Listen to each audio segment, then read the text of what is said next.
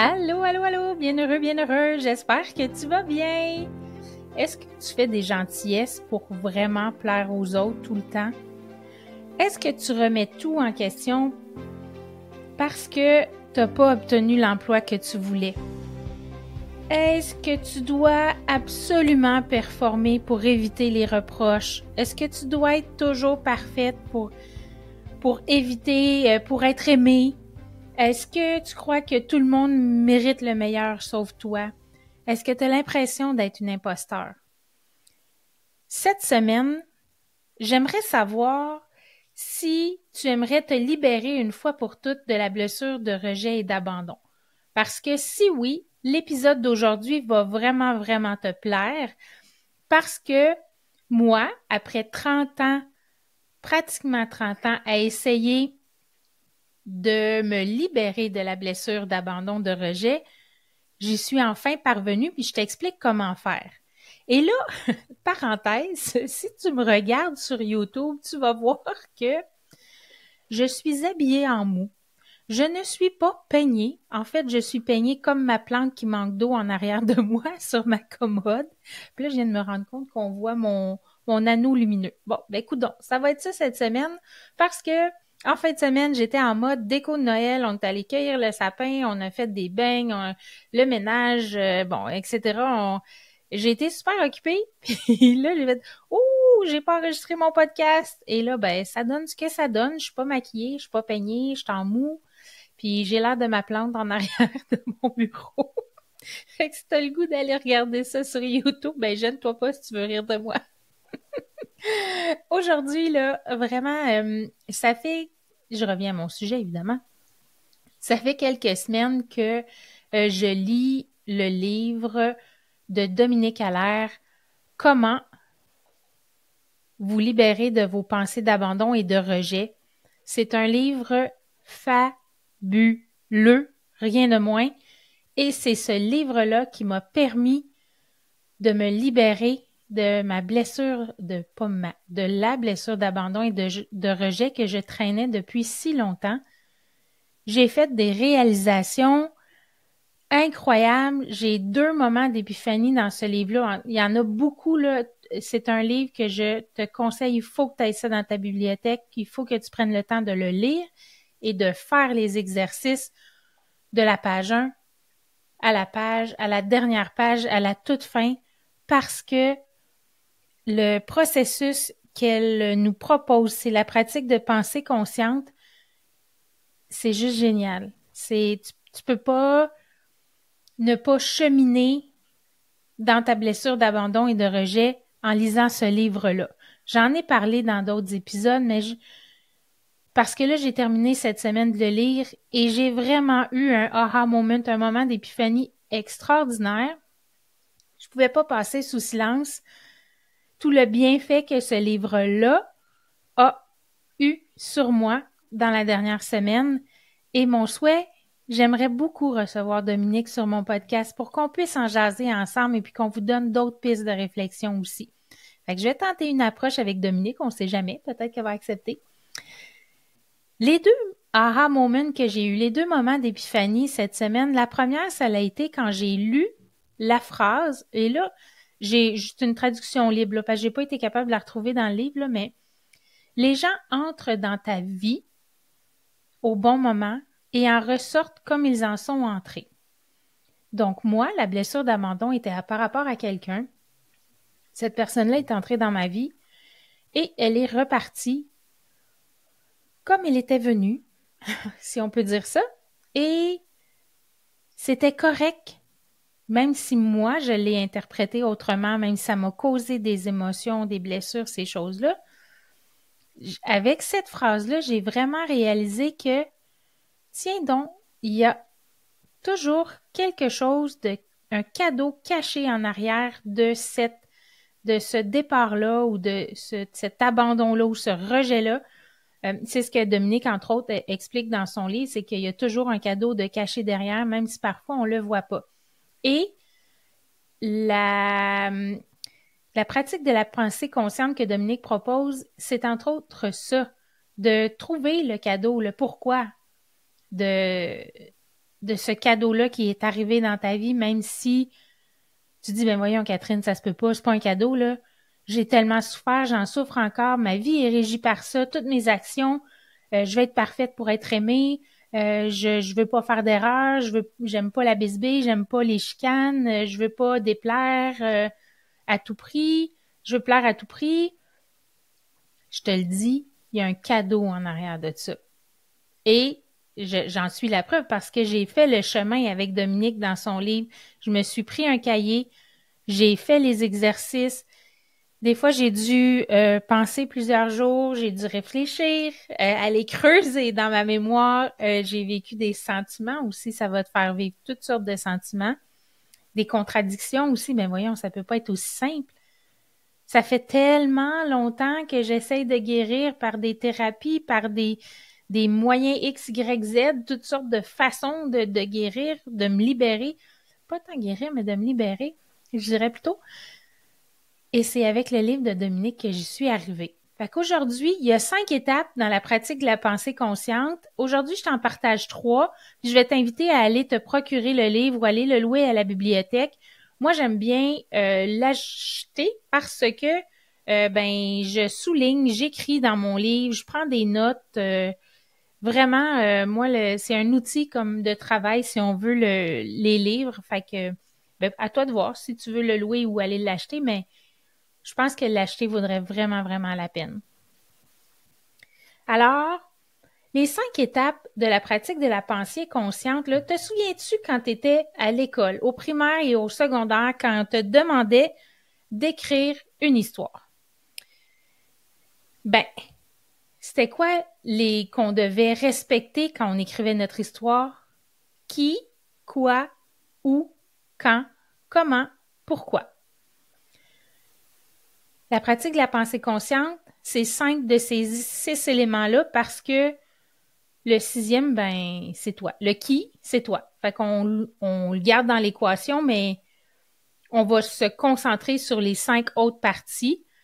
Et chaque partie vraiment comporte... là, j'ai pris des notes parce que il y a tellement plein de choses à dire, plein de super méga pépites qui valent tout l'or du monde pour quelqu'un qui a tenté pendant presque 30 ans de s'en libérer et qui, là, finalement, a découvert le pourquoi de. C'est trop génial. Et là, il y a des choses que j'ai pris en note puis je voulais pas oublier, fait que ça se peut que tu entendes des feuilles ou...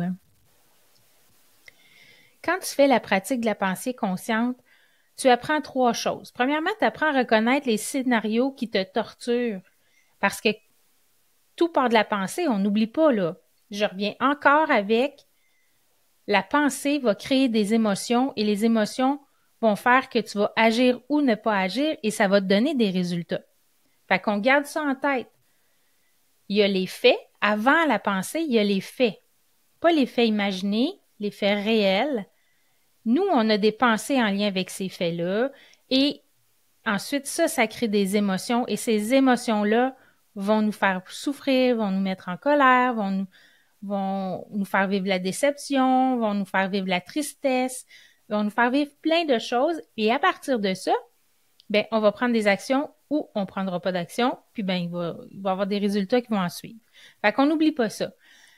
Alors, je reviens à qu'est-ce que la pratique de la pensée consciente nous apprend? Ben, c'est à reconnaître les scénarios qui torturent notre esprit, les pensées qui torturent notre esprit, à les accueillir, à accueillir ces pensées blessantes-là et à parler avec elles, puis à les aimer jusqu'à temps qu'elles s'apaisent.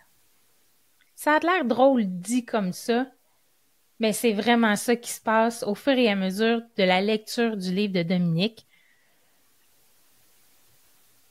Je te le répète, c'est vraiment important, tout part de la pensée blessante. Ça va être basé là-dessus, ton cheminement vers la libération de tes pensées d'abandon et de rejet. Puis je veux que tu retiennes aussi un autre point important, c'est que il y a vraiment une distinction à faire entre qui tu es et ce que tu penses. C'est complètement 2 choses différentes. Parce que dès que tu crois une pensée, t'en prends possession et tu t'identifies à elle. Mais si tu ne la prends pas en possession et que tu ne t'identifies pas à elle, ben ça te permet d'être toi-même. Est-ce que tu me suis? Est-ce que tu suis mon cheminement? Je vais te raconter tout à l'heure. Je vais commencer par t'expliquer les trois premières étapes de la méthode de Dominique. Et puis après ça, je vais te raconter mon histoire que j'ai vécue tout au long de cette magnifique lecture-là. Je le répéterai jamais assez. Je pense que je vais en acheter des copies puis je vais en donner aux gens qui m'entourent qui aussi aimeraient se libérer. Moi, j'aime ça offrir des livres en cadeau. J'avais déjà offert des livres. C'était quoi déjà? J'ai travaillé dans un service de garde et puis je partageais la responsabilité du service de garde avec une collègue et j'avais offert. C'était quoi déjà? Ah, Qui a piqué son fromage de Spencer Johnson. Moi, j'avais tripé sur ce livre-là. C'est une petite histoire bien le fun et avec une belle morale. Puis qui raconte l'histoire de 4 personnages qui ont une vision différente du labyrinthe et du fromage et tout ça, et comment on agit en fonction de la personne qu'on est. Fait que je trouvais ça vraiment, vraiment intéressant, puis j'en avais offert un exemplaire à chacun de mes collègues. J'aime beaucoup ça, offrir des livres. Je trouve que c'est vraiment une belle opportunité de grandir. Bon. Tout ça, c'est une autre parenthèse. Je m'excuse, je m'égare ce soir. Ça doit être parce que j'étais bien en mots. On y va avec les 5 étapes, je te les nomme, puis ensuite je te décris les 3 premières, puis après ça, ben je te laisse aller te procurer le livre, puis tu feras le travail, c'est vraiment, vraiment super. Fait que les 5 étapes, c'est quoi? Je reviens à l'histoire, là. Tu sais, quand on écrivait une histoire à l'école, au primaire, au secondaire, qui, quoi, où, quand, comment, pourquoi? Donc, Dominique, elle, les 5 étapes, c'est le quoi, en ordre, là, quoi, quand, où, comment et pourquoi. Évidemment, le pourquoi, c'est le aha moment, là, c'est la cerise sur le sundae, c'est le moment où tu fais « Ben voyons, c'est ça le cadeau qui était caché en arrière de cette blessure-là? » Parce qu'on le sait, hein, il y a toujours un cadeau qui est caché. Donc, on prend la première étape, le quoi. La première chose que tu dois penser, c'est en quoi une personne, une situation ou une chose t'a fait te sentir mal, ou t'a fait te sentir abandonné, t'a fait te sentir rejeté. J'ai écrit un courriel il y a 2 semaines, il m'a pas encore répondu. C'est ça, il est fâché, il veut pas être mon ami, blablabla, blablabla. Le scénario catastrophique, on imagine plein d'affaires, puis dans le fond, c'est juste parce qu'il a pas eu le temps ou que ça ne tentait pas, ou mais il est libre de choisir s'il répond ou pas à ton courriel, là. C'est pas à toi, t'as fait ta job, tu lui as envoyé son courriel. Maintenant, la balle est dans son camp, là. C'est à lui de voir ce qu'il veut faire avec la balle. Quand on prend cette posture-là puis on s'éloigne, c'est beaucoup plus facile de vivre les situations, les faits et de se détacher émotivement. Il y a moins de montagnes russes d'émotions qui se passent à ce moment-là. Fait que dans le quoi, ce qu'on fait, c'est qu'on écrit toutes les pensées blessantes en lien avec le rejet et l'abandon. Fait que ça, tu te prends, encore une fois, tu sais, je te le dis souvent, hein, mais achète-toi un beau cahier avec des sections ou fais-toi des petites sections avec des onglets séparateurs.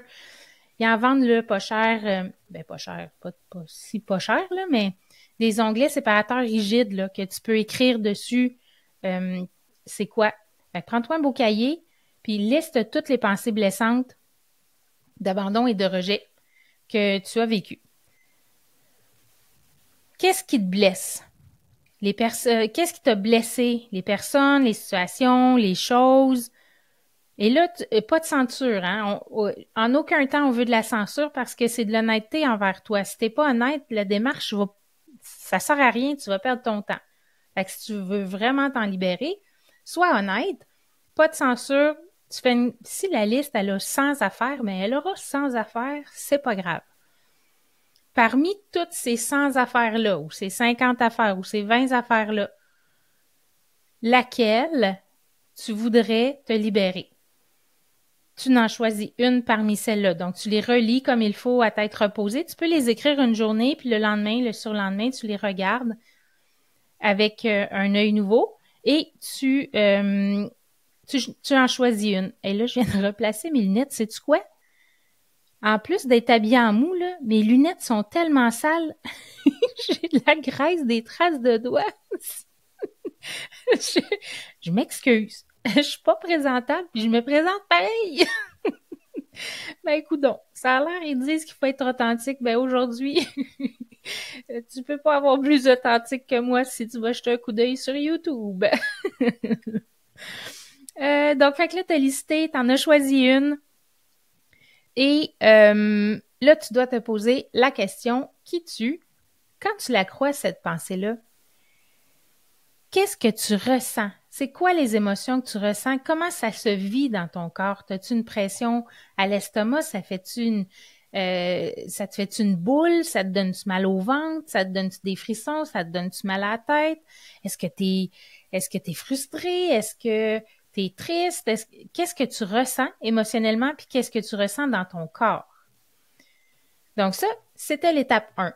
Donc quand même pas si difficile. Ça demande de la réflexion, mettons. L'étape 2, le quand. Quand, c'est la pensée qui nous a marqué au point d'influencer ton comportement. Fait que cette pensée-là que tu as choisie, ben à un moment donné, là, elle a changé la façon que tu allais te comporter. Il y a comme un point pivot, là, un élément déclencheur, un moment précis où, à partir de ce moment-là, tu n'as plus jamais été pareil, tu n'as plus jamais agi de la même façon. C'est vraiment important de retourner à l'origine de la blessure d'abandon et de rejet parce que elle est en lien avec la personne, la situation ou la crise, ou la chose, pas la crise, la chose. Donc, là, les 3 exercices que tu dois faire dans le quand, c'est toujours écrire la pensée blessante que tu as choisie à l'étape 1. Dans l'étape le quoi, là, tu sais, on t'a listé et puis tu en as choisi une. Réécris cette pensée blessante-là et ensuite de ça, pose-toi la question, quand est-ce qu'elle est entrée dans ma vie? À quel moment? Ben là, la première réaction qu'on a toutes, c'est je sais-tu, moi, à quel moment qu'elle est rentrée dans ma vie? Hey, là, tu m'en demandes que il faut vraiment creuser. Prends le temps de t'asseoir, puis, tu sais, comme, vas-y backward, vas-y en régression à, OK, telle affaire, il est arrivé telle affaire. Il est-tu arrivé autre chose avant ça qui, ah oui, je me souviens. Et là, à force d'aller voir juste avant, est-ce qu'il s'est passé autre chose? Est-ce qu'il y a eu un autre événement? Est-ce qu'il y a eu des paroles? Est-ce qu'il y a eu des gestes? Est-ce qu'il y a eu... Et là, tu vas finir par trouver c'est quand le moment déclencheur. À quel moment tu as commencé à agir autrement à cause de cette pensée-là. Et, troisième chose, ben, t'avais quel âge quand c'est arrivé? Quand tu as commencé à croire cette pensée-là, à t'identifier à cette pensée-là, à en prendre possession. C'est important de le savoir parce que c'est à ce moment-là qui a été le point de bascule pour toi où est-ce que tu as arrêté d'être toi pour adopter des nouveaux comportements et de vivre des émotions désagréables, des choses intenses, souvent à répétition. Là, on traîne ça pendant des années, puis ça nous suit dans toutes les sphères de notre vie. Là. Je sais, je l'ai vécu. On passe pas à côté, là. Fait que là, on a vu le quoi, on a désigné c'était quoi la pensée, et on a vu le quand. Quand est-ce que c'est arrivé, j'avais quel âge? Maintenant, le où, l'endroit où habite la pensée qui te fait sentir abandonné ou rejeté. Donc ça va te demander d'élargir tes horizons pour vérifier si cette pensée-là, elle décrit la réalité ou elle décrit des faits imaginaires, des versions imaginées, des suppositions, des opinions, des interprétations. Tu te souviens quand je t'ai parlé au début là, du podcast, de l'épisode, que je te disais qu'il y avait la pensée, ensuite les émotions, ensuite les actions ou l'inaction et les résultats, puis qu'avant ça, il y avait les faits? Bien, c'est de ça qu'on parle, là. Est-ce que c'est des faits réels ou des faits imaginaires? Donc, encore là, À chaque étape, là, Dominique, elle propose 3 questions que tu dois répondre et entre ça, elle donne des exemples, elle est super généreuse avec les exemples, puis c'est des cas réels qu'elle a eu avec des gens qu'elle a coachés et tu peux voir l'interaction entre elle et l'élève, entre elle et son client qui a été coaché, puis les questions qu'elle y a posées. Fait que moi, ce que j'ai fait, c'est que je m'en suis pas tenue seulement qu'à ces 3 questions-là. J'ai souligné toutes les questions qu'elle posait à ses clients et j'ai répondu également à ces questions-là. Des fois, ça s'entrecoupait, mais souvent, c'était différent. Fait que je pouvais encore pousser plus loin ma réflexion. Ça m'a permis d'avoir une meilleure vision de cette pensée-là aussi. Et donc, pour cette étape-ci, le « où », il y a encore 3 étapes. Tu recommences, tu réécris ta pensée blessante que tu as déterminée à l'étape numéro 1, le « quoi ». Est-ce qu'elle vit dans un monde réel ou dans un monde imaginaire? Est-ce que c'est les faits ou tu as imaginé, tu as supposé des choses, tu as interprété des choses? Donc ça, c'est super important dans le processus. Et je sais pas le pourcentage, là, mais je serais prête à mettre ma main au feu que 99% des gens, 99,999, tout est imagé, tout est imaginaire, tout est des suppositions, des interprétations du fait en tant que tel. Mais ça, c'est pas scientifique, là. C'est moi qui pense ça, fait que tiens-en pas rigueur. Tiens, ne m'en tiens pas rigueur si jamais c'est pas la vraie statistique. Et là, la réalité, c'est quoi en lien avec cette pensée-là? On enlève toutes les suppositions, on enlève les émotions, on enlève l'interprétation. On s'en tient seulement qu'aux faits. Ça, c'est un exercice qui est difficile parce que c'est dans notre nature d'ajouter des suppositions, des interprétations. On fait ça tout le temps, tout le temps, tout le temps, tout le temps. Fait que ça, c'était les 3 premières étapes. Le quoi, le quand et le où. Les 2 autres étapes suivantes, c'est le comment et le pourquoi. Pas besoin de te dire que c'est des étapes qui sont cruciales aussi pour la compréhension puis pour la libération de la blessure d'abandon. Je sais pas comment dire que si c'est ton cas, là, si tu vis la blessure d'abandon, de rejet, va te procurer le livre. Je peux pas dire autre chose. Je te mettrai, je sais pas si, d'après moi, elle doit le vendre sur son site Internet. Je vais aller faire des petites recherches. Je te mettrai le lien où tu peux te procurer le livre de Dominique Allaire. Parce que, écoute, ça fait 100 fois que je te le dis, je te le répète, c'est un game changer dans ta blessure d'abandon, de rejet, là. Pose-toi même pas de questions. Tu fais l'exercice comme il faut de A à Z.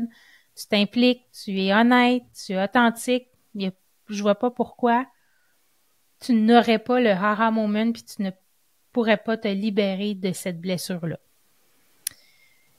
Là, je prends quelques instants pour te parler de mon cheminement par rapport à ça. Je te disais tout à l'heure que la blessure d'abandon et rejet pour moi avait été causée par quelqu'un.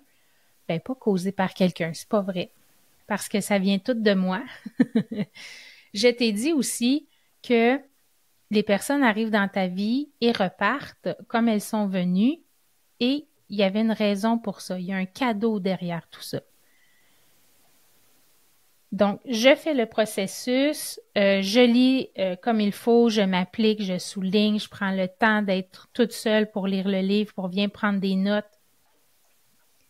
Je m'assois avec moi-même, avec mon calepin, mon beau crayon. Moi, j'aime ça choisir un crayon, pas un stylo. J'aime mieux les stylos feutres, là, qui sont plus, je sais pas, c'est un gaga. Ma couleur préférée, là, je prends mon crayon, puis là, je fais des petits dessins dans le livre, puis je continue ma lecture. Et là, j'avance. Le quoi? OK, là, les blessures d'abandon, les pensées d'abandon, de rejet, il y en a par rapport à des situations, par rapport à des personnes. Là, j'en défile, j'en choisis une. Là, c'est une personne. m'a abandonné et rejeté.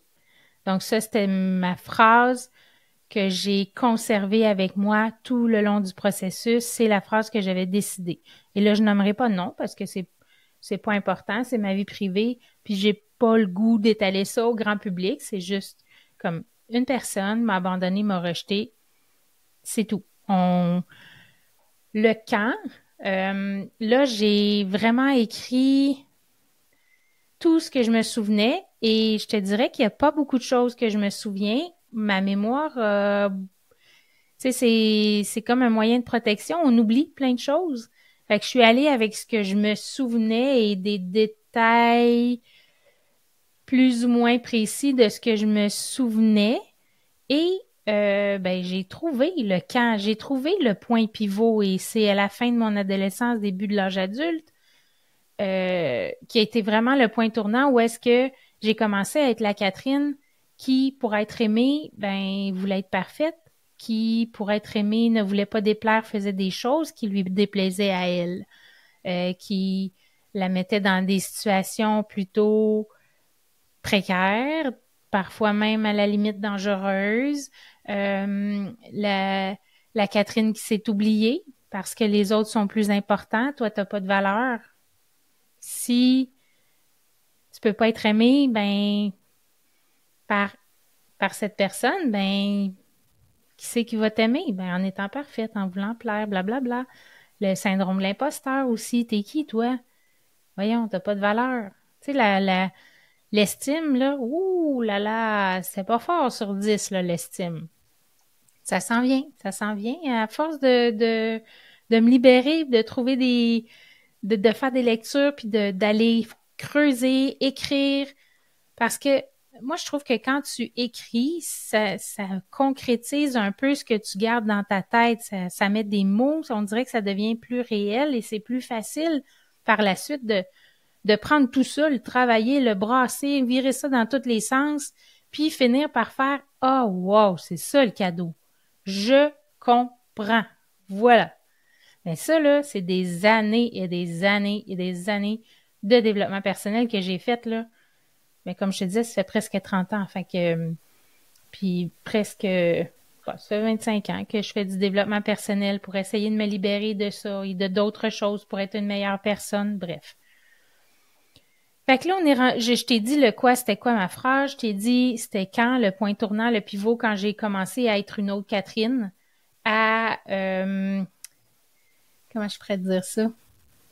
À faire ce que les autres attendaient de moi. Puis aussi, tu sais, avant, là, moi, c'était, écoute, s'ils sont pas contents, qu'ils regardent ailleurs, là. Moi, je fais mes affaires, c'est là que je m'en vais. Moi, c'est ça qui me fait du bien, c'est ça que je veux faire, c'est là que, tu sais, là, la détermination, pas le je m'en foutisse, parce que je m'en foutais pas, là, mais l'abandon de dire, regarde, si t'es pas content, là, regarde ailleurs, regarde-moi pas, t'as d'autres choses à voir, là. Mais j'avais perdu ça, que je retrouve tranquillement aussi avec ce processus-là. C'est génial, ça l'enlève de la pression, ça te permet d'être plus toi, de retrouver un sens à ta vie, de t'orienter, de t'organiser, de dire, OK, moi, mes valeurs, c'est ça, c'est avec ces valeurs-là que je vais prendre mes décisions, mon chemin de vie, c'est ça que je veux faire, c'est là que je veux m'en aller, puis on marche dans cette direction-là. Donc ça, le où,